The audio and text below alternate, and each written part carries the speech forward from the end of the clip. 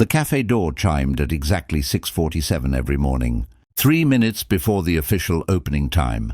Most waitresses would have turned away the early customer, cited policy, apologized through the glass. But Maya Santos had never been most waitresses. She had seen too much of life's cruelty to add another drop to the ocean. So when the frail old woman in the faded purple coat first appeared at that door 18 months ago, trembling hands pressed against the glass like a prayer, Maya had simply smiled and turned the lock. Now, as steam rose from the industrial coffee maker and the first light of dawn painted the empty diner in shades of amber and gold, Maya watched that same door, waiting. Mrs. Eleanor Hartwell would arrive any moment, shuffling in with her worn leather purse clutched tight against her chest, her silver hair escaping from beneath a hat that had seen better decades.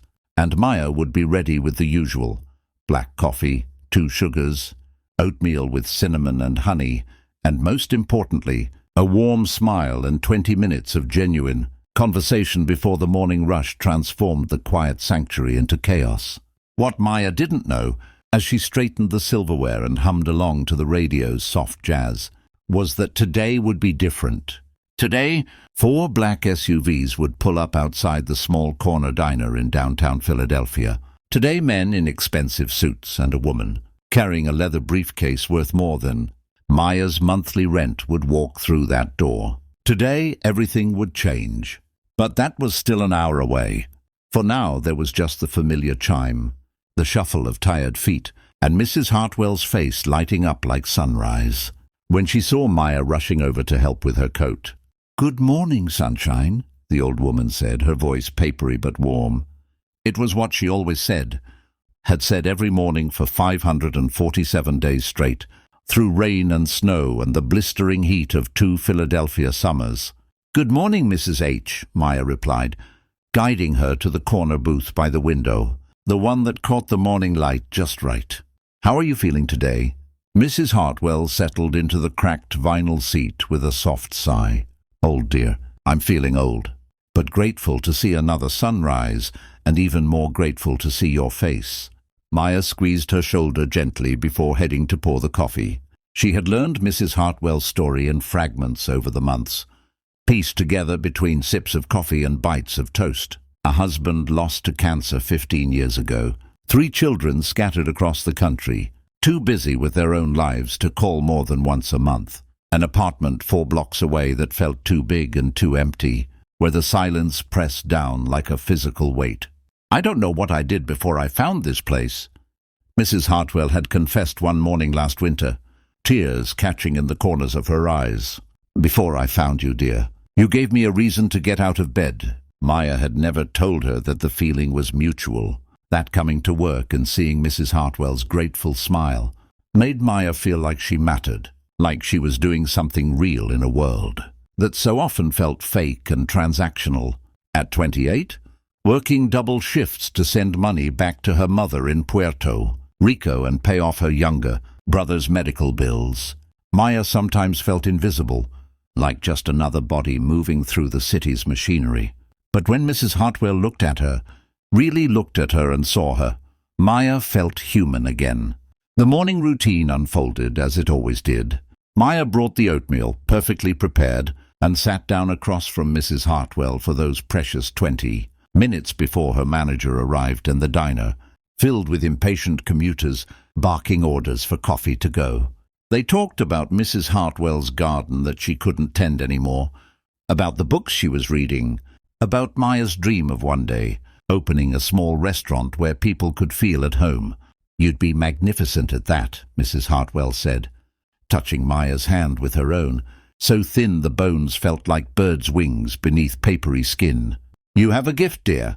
You see people." "Really see them," Maya was about to respond, when she noticed them through the window. The SUVs, 4 of them, black and gleaming, pulling up to the curb like a presidential motorcade. Her stomach tightened. This neighborhood had its problems, and a fleet of expensive vehicles usually meant trouble of one kind or another. The diner's door opened, and Maya stood instinctively, positioning herself between the entrance and Mrs. Hartwell. 4 men entered first, broad-shouldered and alert, their eyes scanning the room with professional efficiency. Bodyguards, Maya realized, her heart hammering. Behind them came a woman in her 50s, impeccably dressed in a charcoal suit, carrying that expensive briefcase. "Can I help you?" Maya asked, trying to keep her voice steady. But the woman wasn't looking at Maya. Her eyes had locked onto Mrs. Hartwell, and something flickered across her face. Relief, determination, something else Maya couldn't quite name. "Mrs. Eleanor Hartwell?" the woman asked, though her tone suggested she already knew the answer. Mrs. Hartwell had gone very still, her coffee cup frozen halfway to her lips. "Yes? My name is Catherine Reeves. I'm an attorney with Morrison, Blackwell and Associates. I've been trying to locate you for 3 months. She glanced at the bodyguards. "May we sit down?" Maya felt Mrs. Hartwell's hand grip her wrist, surprisingly strong. "It's all right, dear," the old woman whispered, though her voice shook slightly. "I suppose the world has finally caught up with me." What followed was a conversation that Maya would replay in her mind 1,000 times, each word etched in crystal clarity. Catherine Reeves explained that Mrs. Hartwell's younger brother had passed away 6 months ago, a brother she hadn't spoken to in 30. Years after a family dispute Maya had never heard mentioned, a brother who had never married, never had children, and who had built a technology company from nothing in Silicon Valley. "Your brother left everything to you," Catherine said quietly. "The estate is valued at approximately $380 million. The coffee shop seemed to tilt. Maya gripped the edge of the table. Mrs. Hartwell just sat there, blinking slowly. "Thomas left me money," she whispered. "After all this time, after the terrible things we said to each other." "He left you everything," Catherine repeated. "There's a letter. He'd been trying to find you, to reconcile, but he was proud.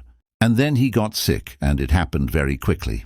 She opened her briefcase, pulling out documents and a sealed envelope. "He wanted you to know that he never stopped loving you. That the fight didn't matter. That family was everything." Maya watched tears track down Mrs. Hartwell's weathered cheeks, her own eyes burning. This woman who had counted quarters for her breakfast, who wore the same 3 outfits in rotation, who sometimes skipped meals to make sure her small pension lasted the month. She was one of the wealthiest people in Philadelphia and didn't know it. "There's something else," Catherine said, and now she turned to look at Maya. "Mrs. Hartwell, your brother hired investigators to find you. They've been watching for 3 months, documenting your daily routine to ensure we approached at the right time, in the right way. They documented something else too." She pulled out a folder, opened it to reveal photographs. Maya saw herself in image after image, helping Mrs. Hartwell with her coat, sitting with her, laughing with her, steadying her when the winter ice made the sidewalk treacherous. "They documented her," Catherine said softly.